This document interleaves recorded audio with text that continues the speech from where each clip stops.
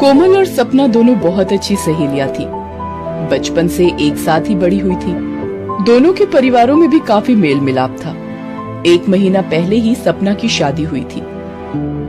कोमल बैठना, मुझे तेरे साथ ढेर सारी बातें करनी है। पहले तू बता, तू शादी के बाद मुकेश के साथ खुश है ना? अरे यार, लव मैरिज का यही तो फायदा है। पति चंगुल में हो तो फिर किसी बात की कोई परवाह ही नहीं। मेरे आगे पीछे घूमते हैं मुकेश, ऐश है मेरी तो। अच्छा, और घर में सबका स्वभाव कैसा है, तेरी सास वगैरह? मेरी सास थोड़ी तेज है। टोका टाकी की तो तुझे पता ही है, हर सास की आदत होती है। और सासें कभी अच्छी हो ही नहीं सकती, ये तो जग जाहिर है। कोमल सपना की बातों को सुनकर कुछ सोच में पड़ जाती है। तभी सपना उससे पूछती है, ओ मैडम, कहाँ खो गई? सास मेरी खतरनाक एटम बम है, वो सिर्फ मेरे ही सामने फटता है। तू क्यों घबरा गई? कुछ नहीं, बस ऐसे ही। अच्छा ये सब छोड़, वो लड़के वाले कानपुर से तुझे देखने आ रहे थे, कब आएंगे, कुछ पता चला? हाँ, वो पापा जी बोल रहे थे कि आने वाले संडे को उनका आने का प्रोग्राम बन रहा है। वो सूरज जी के कॉलेज का संडे को ऑफ होता है। क्या बात है, सूरज जी? अभी से? सपना, अभी ऐसी कोई बात नहीं है। अभी तो पापा जी के सिर्फ फोन पर ही उन लोगों से बात हुई है, तो मुझे पता चला कि वो कॉलेज में एक प्रोफेसर हैं। मैं तो शनिवार ही वापस जा रही हूँ। मेरी सास ने घर में एक पूजा रखी है, तो मेरा पहुँचना जरूरी है। कल से 10 फोन घुमा चुकी हैं। बहू टाइम पर आ जाना, रिश्तेदार भी आ रहे हैं तो तुम्हारा होना जरूरी है। पता नहीं, जैसे बहुओं को तंग करे बिना इन सासों को नींद ही नहीं आती। सपना वापस अपने ससुराल चली जाती है। रविवार के दिन लड़के वाले कोमल को देखने आते हैं। अरे जानकी, कोमल को तैयार होने में कितनी देर है? वो लोग आ गए हैं, दीपक उन्हें बस भीतर ला ही रहा है। जी बस हो गई है, मैंने चाय चढ़ा दी है, नाश्ता प्लेटों में लगा दिया है। आप चिंता मत करो, बस मैं कोमल को ला रही हूँ। लड़के वाले कोमल को देखते ही पसंद कर लेते हैं और दोनों तरफ से रिश्ते की हाँ हो जाती है। कोमल को पता चलता है कि उसकी सास सौतेली है। ये सुनकर वो थोड़ा घबरा जाती है।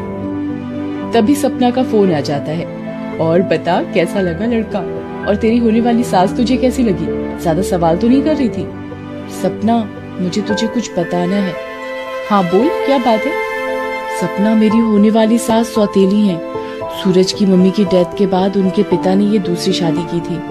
तब सूरज और उनकी बहन राधा काफी छोटे थे। ये बात उन्होंने हमें कल ही बता दी थी। हमने रिश्ते के लिए हाँ कह दिया है। अगले महीने शादी का मुहूर्त निकला है। सौतेली सास मतलब कि सूरज की सौतेली माँ? कोमल, रहने दे ये शादी, मना कर दे। जीना मुश्किल हो जाएगा ससुराल में तेरा। सूरज की ये सौतेली माँ पूरा घर कब्जे में लेकर बैठी होंगी, ये मैं तुझे लिख कर दे रही हूँ। तूने देख तो लिया ही होगा जब वो कल आई थी।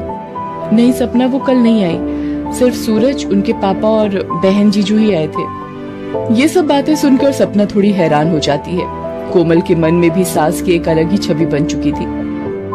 1 महीने बाद कोमल की शादी हो जाती है और वो अपनी ससुराल पहुंचती है। कोमल भाभी, आप मुंह दिखाई में इनके हाथ से कुछ मत लेना। मैं और भाई भी इनसे ज्यादा मतलब नहीं रखते। राधा ठीक कह रही है। कोमल, तुम ज्यादा बात मत करना। वो हमारे पिता की दूसरी पत्नी है। इससे ज्यादा वो हमारे लिए कुछ भी नहीं। कोमल चुपचाप सूरज और राधा की बातें सुनती रहती है। एक शाम कोमल अपने कमरे में होती है। कोमल बहू, क्या मैं अंदर आ सकती हूँ? जी जी माँ जी, आपको पूछने की क्या जरूरत है, आइए। कोमल बेटा, मैं तुम्हें शादी के बाद कुछ भी नहीं दे पाई, इसलिए ये मेरी तरफ से एक छोटा सा मुंह दिखाई का तोहफा रख लो। माँ जी, ये हार तो बहुत सुंदर है। शुक्रिया माँ जी। मुझे बस आप आशीर्वाद दीजिए कि मैं अपनी बहू होने की सारी जिम्मेदारियाँ निभा सकूं।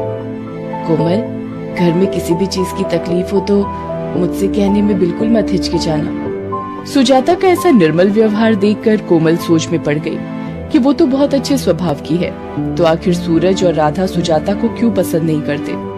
वो इस बारे में अपने ससुर सत्यजीत से बात करती है। कोमल बहू, सूरज जब 6 साल का था तब राधा 3 बरस की थी।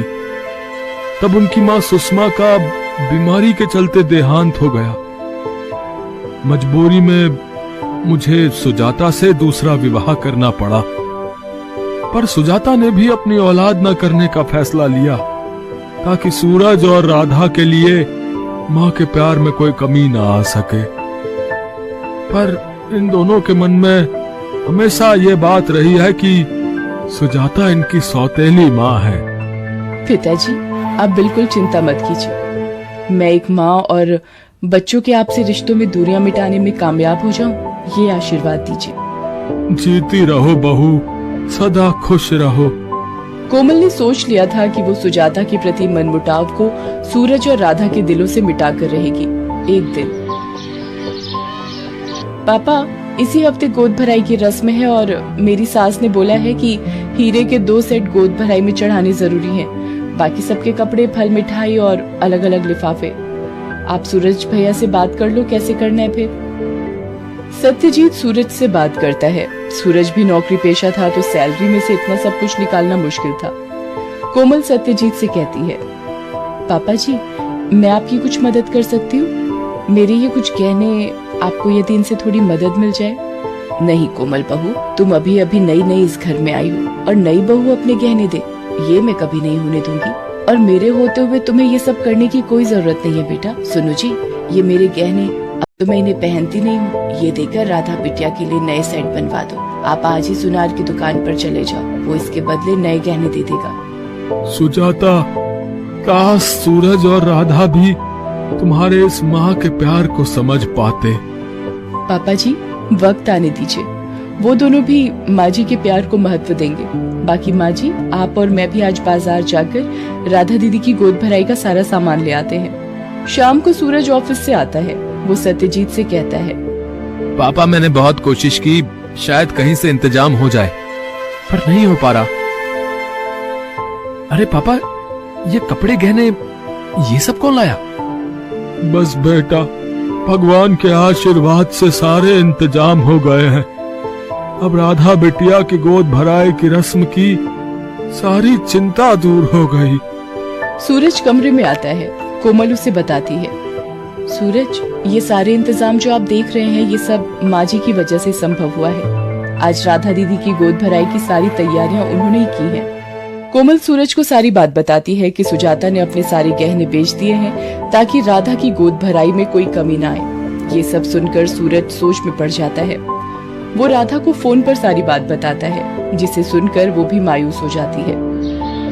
अगले दिन सब राधा के घर पहुंचते हैं। लड़के के मायके के लोग भी गोद भराई की रस्म के लिए आइए। पंडित जी, मैं सबसे पहले अपने होने वाले बच्चे को उसकी नानी माँ का आशीर्वाद दिलवाना चाहती हूँ। सूरज भैया, माँ को लेकर मेरे पास आइए। माँ, चलो, आपकी बेटी आपको बुला रही है। बच्चों के मुंह से माँ सुनकर सुजाता की आंखों में खुशी के आंसू फूट पड़ते हैं। सुजाता, जाओ, अपने नानी माँ होने का फर्ज निभाओ, अपनी बेटी को आशीर्वाद दो। चलिए माँ जी, इसी दिन के इंतजार में आपको बरसों लग गए, आज वो दिन आ ही गया माँ जी। सुजाता राधा के पास जाती है और उसे खूब प्यार और दुलार करती है। माँ, मेरी प्यारी माँ, मैंने आपको समझने में बहुत देर कर दी। माँ, मुझे भी तो गले से लगाओगी ना? मेरे बच्चे। राधा के ससुराल वाले भी ये अनोखा प्यार देखकर बहुत खुश होते हैं। राधा की गोद भराई की रस्म बहुत धूमधाम से होती है। सूरज और राधा का व्यवहार भी अब सुजाता के लिए बहुत अच्छा हो गया था।